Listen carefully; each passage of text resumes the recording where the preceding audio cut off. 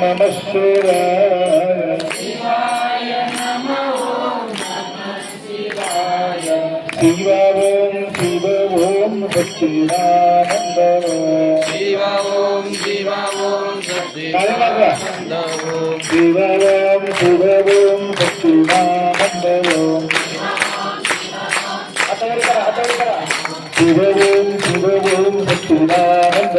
शिव ओम सच्चिदानंद शिव ओम सच्चिदानंद शिव ओम सच्चिदानंद शिव ओम सच्चिदानंद शिव ओम सच्चिदानंद शिव ओम सच्चिदानंद शिव ओम सच्चिदानंद शिव ओम सच्चिदानंद सच्चिदानंद सद्गुरुनाथ महाराज की जय महात्मा मधुरेश्वर महाराज की जय सद्गुरु पंजाचार्य महाराज सद्गुरु शिवलिंग शिवाचार्य महाराज सद्गुरु बसवलिंग शिवाचार्य महाराज की सद्गुरु शिवानंद शिवाचार्य महाराज की मन्मथ स्वामी महाराज की जय राज्य अक्कमादेवी माता की त्रैलोक्य संपदाल्लेख समल्लेखनवृत्ते सच्चिदानंद रूपाय शिवाय ब्रह्मणे नमः व्यामाहुस्पदवलोकानां प्रकृतिं शास्त्रपारः तां धर्मचारिणीं शम्भो प्रणमामि परमं वागर्थ दिवसं पृथ्वी वागर्थ थोडं तिकडे सगळं जगतपितरौ वंदे पार्वती परमेश्वर त्रिकालवंदनीय प्रातस्मरणीय पूज्य गुरुवार यांचं स्मरण करो सुक्षेत्राधिपती थोडं विको कमी करा क्षेत्राधिपती मन्मथ माऊली माऊलीचा पावन सानिध्यामध्ये अखंड शिवनाम सप्ताह आपल्या सर्व भाविक भक्तांच्या प्रयास आपण साजरी करत आहोत. या अंतर्गत आज विशेष करून मोठा उत्सव या ठिकाणी आपण साजरी केलेले आहोत. तर आम्ही ऐकत होतो काय म्हणून मराठीमध्ये एक शब्द आहे, ऐकत होतो संत आले घरात. फक्त ऐकत होतो, दिवा कोणी लावत नव्हते. परंतु या ठिकाणी दीप प्रज्वलन करून बोललेले जे शब्द आहे साकार करून आपल्या चिंचोलीचे परिसरातील सर्व भाविक भक्त या ठिकाणी आनंदाच्या उत्साहानं या ठिकाणी बघा. पूर्वीचे यांचे जे आजोबा होते महाराज काय नागनाथप्पा जे महाराज होते,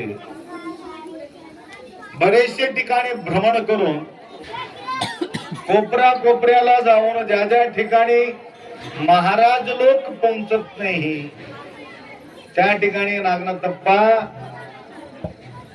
तिथं पोहोचून तिथं त्या आदिवासी सारखा असलेले अनेक भाविकांना मार्गदर्शन करून त्याला संस्कार त्यांनी त्या ठिकाणी दिले. त्यांनी वृक्ष लावले. आचार म्हणायचं एक वृक्ष आहे, ते वृक्ष लावले. कायवेंब ಕೆರೆಯ ತನುಯೆಂಬ ಏರಿ ತನುಯೆಂಬ ಮನವೆಂಬ ಕಟ್ಟೆಯ ಕಟ್ಟಿ ದೃಢವೆಂಬ ತೂಬ ನಿಕ್ಕಬೇಕಯ್ಯ. ಆ ಕೆರೆಯ ಏರಿಯ ಮೇಲೆ ಆಚಾರವೆಂಬ ವೃಕ್ಷವ ಬೆಳೆಸಿ, आचार म्हणायचं एक वृक्ष त्या ठिकाणी रोप नागनाथप्पांनी त्या ठिकाणी लावले. तदनंतर शंकरप्पा स्वामी त्या वृक्षाला वृद्धी केले, पालन पोषण केले. झाड लावलं निघून गेलं तर जमत नाही, त्याला पाणी टाकत राहावं लागेल, त्याला पाहत राहावं लागेल. पेरणी करून राशीला जाता का तुम्ही घरी, याला शेताला पेरणी करून काय करता, कुठं गवत झालेले आहे, काय कचरा पडलेले आहे, काय वाळून चाललेले आहे, असं म्हणून निगराणी करावा लागेल.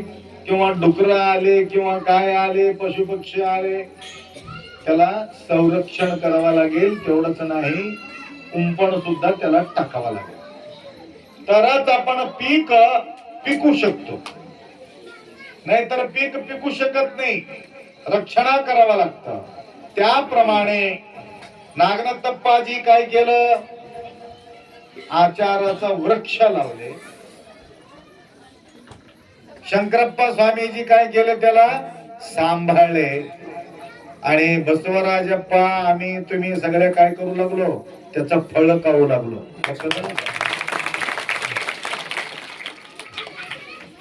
फळ खाणं सोपं आहे हो, वाढविणे फार कठीण आहे. ऐकलं आता मी, शृंगारवाडी म्हणे त्याचे गावचं नाव, शृंगारवाडी. किती लोक आहे शृंगारवाडीचे, हात वर करा बघू. बघा किती छान नाव ठेवले त्याला, शृंगारवाडी. त्याला शृंगार करून घ्यायचं गरजच नाही, ऑटोमॅटिक शृंगार आहे ते वाडी. लक्षात आला का? नीरिगे नैदिली शृंगार, गगन के चंद्रमने शृंगार, नारिगे गुणवे शृंगार, ಕೂಡಲ ಸಂಗನ ಶರಣರ ನೊಟಲಿಗೆ विभूतीये शृंगार. बघा किती छान बोलले अण्णा बसवांना. पाण्याला शोभा काय आहे, कमळाची. नाही दिली शृंगार. समुद्र के तेरे शृंगार, समुद्राला लाटाचा शोभा आहे. शृंगार म्हणजे शोभा. समुद्राला शोभा कशाची, लाट. तिकडून येते दन्न दिशा बळते, अजून तिकडून येते दन्न दिशा बळत. या प्रकारे एकामागी एकामागी लाट येत राहतात. उभा राहिलेले माणूस मस्त आनंदातील लुटत राहतो. समुद्र के तेरे शृंगार, नारिगे गुणवे शृंगार. कळलं का? नारीच्या शोभा कोणती आहे, नाकात, गळ्यात, कानात, हे शृंगार नव. काही गळ्यात टाकू नका तुम्ही. टाकू नका म्हणलं तर असं नाहीये, किती पाहिजे तेवढा घालायचं. परंतु सर्व 1 किलो सोनं घालून तोंड उप्प करून बसलं तर कसं होईल, नवरा समाधान होईल का? नवऱ्याला प्रसन्न करण्यासाठी तुम्ही किती शृंगार केले, नवरा समाधान होत नाही. हसत हसत त्याला बोलून घेतलं, त्याचा थकवा निघून जाते. लक्षात आलं का? तुम्ही तोंड वाकडं करून बसल्या, लई अवघड होणार आहे. हा किती शृंगार. बघा शृंगार नाव ऐकल्याबरोबर आम्हाला आनंद वाटला. काय शृंगार आहे, नारीला शृंगार कोणती आहे, गुणाचा शृंगार. मरविद्दु फलवेनु नेरळिಲ್ಲದ नक्क. झाड मोठं आहे परंतु भयानक ऊन पडलेले, परंतु झाडाला सावलीच नाही. काय का सावलीच नाही. गाय भार मोठ आहे, दूधच देत नाही. काय कामाचे. मरविद्दु फलवेनु नेरळिಲ್ಲದ नक्क, हसुइद्दु फलवेनु हयनविಲ್ಲದ नक्कर. बघा पैसा भरपूर आहे, पैसा भरपूर आहे, एक नया पैसा तो दान देत नाही. काय कामाची.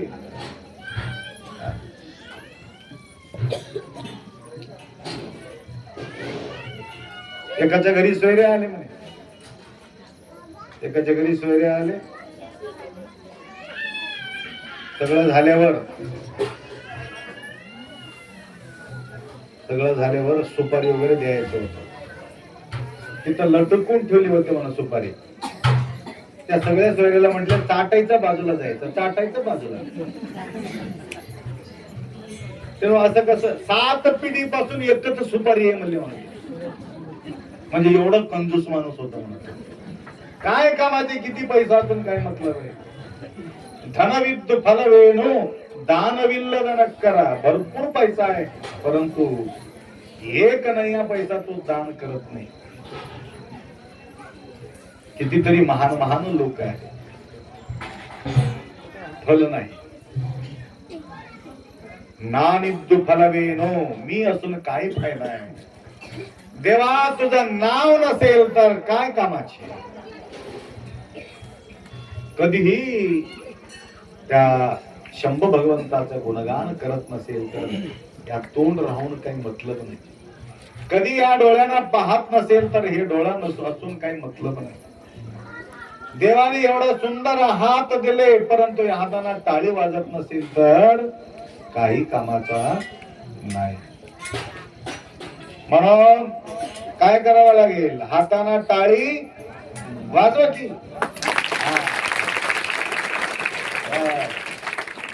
पुढच्या जन्मामध्ये लंगड होत नाही माय. त्याकरता वाजवावं लागते. देवासाठी वाजवावं लागते. कोणीतरी पडलं तर हो, कोणीतरी पडलं तर हो हो वाजवत. कोणी पडलं तर हसायचं नाही, टाळी वाजायचा नाही. कुठं वाजायचं टाळी. माऊलीच्या समोर टाळी वाजायची. लक्षात आलं का. माऊलीच्या समोर टाळी वाजल्यानंतर येणारा जो जन्म आहे सुखाळ आहे. जन्म आली आत करीबा सहित. कसं वाजायला बघाय त्याला कळालं लेकरं. वाजवावं लागते, टाळी वाजवावं लागते. संस्कार आहे, शंकरप्पाचा संस्कार आहे. त्याप्रमाणे गगनाला शृंगार काय आहे. आकाशाला चंद्रमाचा शृंगार. चांद आणि चंदोबा. वर पहा. वर बघायला कुठं आम्हाला फुरसत आहे. मोबाईलच करत नाही. मोबाईल बघून बघून वर बघायला चान्स नाही, समोर बघायला चान्स नाही. मोठा खड्ड्यामध्ये पडलेलो कळणं गेले. कोणाच्या घरी चाललो कळणं गेले. मोबाईल बघत बघत बघत कुठे गेला म्हणा दुसऱ्याच्या घरी गेले. मोबाईल बघत जाऊन बसले. तिथं त्या बाईला वाटलं म्हणा त्या घरच्या मालकीला माझा नवरा आले म्हणून त्याला चहा ठेवली आणि चहा करून त्याने बी मोबाईल बघत चहा आणून दिली त्याला. त्याने बी मोबाईल बघत चहा पिला आणि ते त्या नवरा बी मोबाईल बघत आला. त्याला म्हटलं मी गलत घरला आलो म्हणून त्याला निघून गेला. आम्ही काय पाहू लागलो. विचार करायचा गोष्ट आहे. कुठं कुठं खड्ड्यामध्ये बी पडून मी काही दिवसापूर्वी बोललो माय. लक्षात आलं का. वर बघायला सुद्धा आम्हाला फुरसत नाही, देवाला बघायला फुरसत नाही. एवढा सुंदर सोहळा पाहण्यासाठी सुद्धा आम्हाला फुरसत नाही. परंतु आम्हाला आनंद वाटलं. प्रत्येक व्यक्ती एवढं लांब असून सुद्धा धावून धावून धावून बेल्लोर की बेल्लोरचे काय दिसले, तिथं धर्मबादचे काय दिसले, शृंगारवाडीचा शृंगार करून बसले. अजून कोणी कोणी चलत आले दिंडी. माळसावरगाव, मावंदी, काही जवळ गाव नाही, काही काही चलत या ठिकाणी येऊ लागले. पाय भरून असताना म्हणजे मजबूत असताना पदयात्रा करा. डोळा मजबूत असताना पहावा. चष्मा यायचा अगोदरच बघा. तुम्ही पहिले बघितले, तुम्ही काही टेन्शन घेऊ नका. आता काही आता सगळ्यांना चष्मा येणारच आहे. छोटे छोटे लेकराला चष्मा येऊ लागले आजकाल. काय त्याकरता जे सुविधा आपल्या समोर उभा आहेत, त्या सुविधापासून आमच्या कधी कल्याण होते काही सांगता येत नाही. सुविधापासून सुविधा नसेल तर त्या ठिकाणी त्याचं कल्याण होतं. लक्षात आलं का? तर एक पेशंटला पकडून आणले होते. मी पहिला बोललो कुठंतरी, तुम्ही युट्यूब मध्ये वगैरे ऐकलं असाल, ते मुंबईचं पोरगी होती, पकडून आणले. म्हटलं काय झाले? मेंटल झाले रे अप्पा. कशा करता मेंटल झाले? त्याच्या कहाणी ऐकून मी थक्क झालो, मी परेशान झालो त्याच्या कहाणी ऐकून.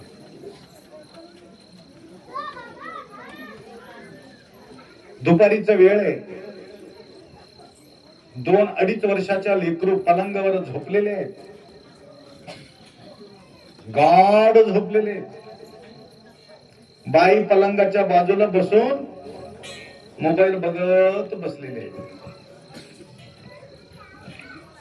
मोबाईल बघत बघत बघत बघत त्या मोबाईल मध्ये एवढं एक रूप झाली, बाजूला लेकरू झोपलेले सुद्धा त्याला आठवण नाही.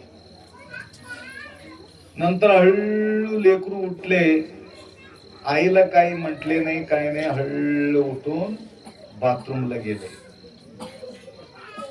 बाथरूम मध्ये जाऊन बाथरूम मध्ये तिकडीच नंतर एक बघितले, अरे माझे लेकरू कुठे गेले होते? समोर रोड आहे, रोडावर गेले का म्हणून तिकडे जाऊन पाहिले, तिकडे जाऊन पाहिले, तिकडे जाऊन पाहिले, तिकडे बघितले, कुठे लेकरू दिसत नाही. मोबाईल कधी संपला त्याचा पाहणं म्हणजे त्याचा बॅटरी उतरून गेल्यावरच बघितली, तोपर्यंत त्याच्यामध्येच गुंग.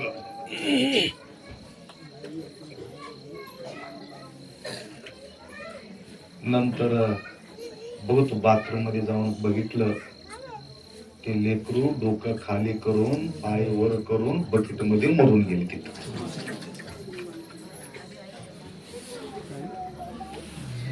पाहिलं, पागल होऊन गेली ती.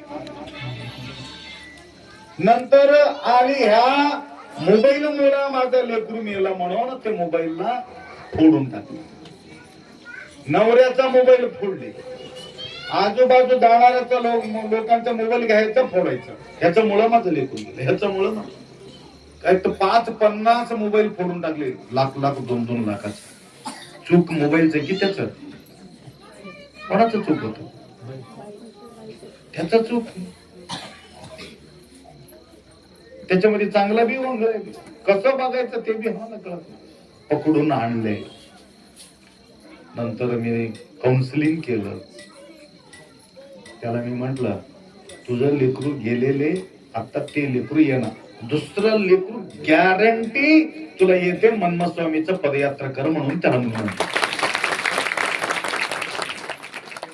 2 वर्ष माझ्यासोबत पदयात्रा केली. 1 वर्षामध्येच तिने प्रेग्नेंट झाली आणि सेम टू सेम मुलगा त्याला त्याच्या पोटी जन्माला आला. तेव्हापासून मोबाईलला हात लावायचं नाही. त्याला प्रूफ के साथ तुम्हाला सांगतो. म्हणून आम्हाला कुठं बघावं, काय बघावं ते सुद्धा आम्हाला कळत नाही. त्याच्यामध्येच एक रूप होऊन जगलो. काही लोक प्रसाद जेवण करत असताना सुद्धा बाबूला बघत बघत, त्याला वेळच नाही ना बघायला सुद्धा, म्हणून बघत बघत जेवण करणारे काही लोक आहेत. त्याकरता या सुंदर सोहळा पाहण्यासाठी आपल्या जवळ वेळ मिळत नाही. तुम्ही सर्व भाग्यशाली आहात. या ठिकाणी सोहळा पाहण्यासाठी आपल्या भाग्यामध्ये ते योग आपल्या या ठिकाणी जोडून आलेले आहे. तर बघा, जसं जसं आपण सुविधा करून घेत राहतो तसं तसं आपण परेशानी होत राहतो. लक्षात आलं का? सुविधा भरपूर आहे परंतु शांती नाही. कधी कधी येतात माझ्याकडे, आप्पा आम्हाला काहीच कमी नाही हो, परंतु कमी कशाची हो? समाधानच नाही. समाधान नाही. आता बघा इथं मन्ना महाराज आले की नाही? कुठे इथं बाजूला येत बासरला येईल. बरं झालं मला पकडली की अजून सोडत नव्हतं ते महाराज. त्याच्याजवळ काय गाडी घोडा बंगला काय त्याच्याकडे उघड आहे, परंतु त्यांच्या मागे कितीतरी लोक आहे. एक दिवस तमलूरला आले बस घेऊन, सिटी ते एसटी घेऊन. मैं बड़ा गाड़ी लेकर आ जाऊं, आप बैठो अंदर बोले. मी मोठो गाडी आणलो, बसा मध्ये. मी कुठं, तुम्हाला काय करायचं, बसा मध्ये. बस स्टँडवर बस घेऊन आले, दिगलूर बसलो. आता सांगवीला घेऊन गेले. तिथे बाजूला सांगवी आहे ना, सांगवीला गेले. तिथं शिवलीला अमृत पारायण करायचं. कुठं सांगीमध्ये नाही, नदीमध्ये बसून. मनाला आल्यासारखं करणं म्हणजे मन्ना महाराज. नावाच मनाला आल्यासारखं करणं. कधी काय करतात काय सांगते लक्ष झालं. तर काय आहे त्यांच्याकडे, काही नसून सुद्धा सर्व काही त्यांच्याकडे आहे. लक्षात आलं का? त्याप्रमाणे परवा आम्ही येवतीला गेलो. येवती या नराशा महाराजांचा येवती आहे ना, ते येवतीला मी इथं होतो धर्मबदला त्या दिवशी. इथून मला जायचं होतं 11 वाजता. त्या भक्ताला सांगितले, बघा तंदूरच्या अप्पा येवले रांगोळी घालावं लागते. आता तुम्ही कसं टाकलात ना रांगोळी, त्या पद्धतीने येतात. घरापुढे घालायचा नाही, त्या रोडापासून तुमच्या घरापर्यंत रांगोळी टाकावं लागते. एवढंच नाही, आता अप्पा 11 वाजता येत नाही, 4 वाजता येणार आहे. त्या लोकांना सांगितलं नाही हो, 11ला सांगितलं 4 वाजता येणार आहे. मी 3:45ला मी इथं येणार आहे अप्पांच्या स्वागतासाठी. म्हणजे असंच बोलत राहतात म्हणून. हॅलो, थोडं दाबून, तुम्हाला कसं दाबून इथं बसावं लागते तसं इथं दाबून धरावं लागतं. दाबून धरलं तर पॉवर येते, येणं येतं. लक्षात करेक्ट 3:45 वाजता त्यांनी आले. मी 4 वाजता त्या ठिकाणी पोहोचलो. ते प्लास्टिकच्या घागर एक मोठा ऑटो भरून घेऊन आले, पाणी भरून. सगळ्यांच्या डोक्यावर प्लास्टिकचे घागर ठेवले. चला अप्पाचं स्वागत, चलो अप्पाचं स्वागत. युट्यूब मध्ये वगैरे कोणी बघून हे काय नवीनच काढले आपण म्हणून मला ते मला.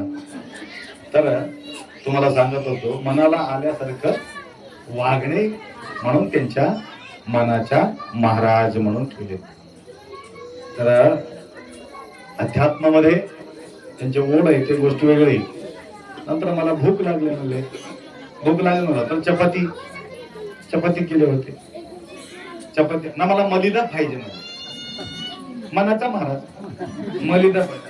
मी त्या माणसाला बोललो, इकडे बघा आपण मलिदा नाही हो, कसं करून मला तिने हो, मला हे चपाती पोटून टाकून मलिदा करून टाक आहे की चपाती जवळ. हा 2-3 चपाती पोटून टाकून घोळ घालून देऊन टाकलं. हा हे आहे मलिदा मध्ये. तर नंतर काय झालं, ते विसरले होते. जिलेबी आणले होते. हे वरी जिलेबी ठेवले बघ, ती जिलेबी घेऊन ये म्हणले. बघा त्याला जिलेबी आणले कसं माहिती. त्याकरता त्यांच्या सानिध्यामध्ये तुम्हाला सेवा करण्याचं संधी भेटलं, लय अवघड आहे हो त्याचं जरा मागे लागणं. म्हणजे तमलूरला हनुमान मंदिर न होते तर तिथं उघड्यामध्ये 8 दिवस झोपलं. तर त्या ठिकाणी भव्यता अशा प्रकारच्या मंदिर त्या ठिकाणी निर्माण. शिवाच्या मारुती जाता जाता तुम्ही पाहिला असेल. सांगायचं तात्पर्य, या ठिकाणी आल्यानंतर एक प्रकारचे आनंद प्रत्येकांच्या मनामध्ये ते वैभव निर्माण होत राहतात. त्या प्रकारचे बसवराजजी स्वामी या परिसरामध्ये बरेचसे भ्रमण करत राहतात, प्रत्येकाला भेटत राहतात आणि आपल्या मनमत मौलीपर्यंत पदयात्रा सोहळा, पदयात्रा म्हणत आहे ना, आपल्या सोबत तिथपर्यंत येऊन आपल्या मठामध्ये सुद्धा त्या ठिकाणी आश्रय घेतात. प्रसादाची व्यवस्था वगैरे तर अशा प्रकारच्या सुंदर सेवा पाहून आम्हालाही सुद्धा फार आनंद वाटला. सगळं माता मंडळी फार सुंदर रीतीने, तुम्हाला सांगायचं मला जे मन्मथ मौली मला आठवलं, आपला दिंडी सुद्धा त्या ठिकाणी एक रंगीचं असंच वस्त्र, आमचंच ड्रेस सारखं दिसू लागले, परंतु आमचं नाही ते, चिंचोलीचे आहेत. अशा प्रकारचे 1000-1500 मातांना अशा प्रकारचे ड्रेस आम्ही दिलो होतो. तर एक रंगीमध्ये आनंदानं पदयात्रा पाऊल टाकत मन्मथ मौलीला आम्ही पोहोचलो.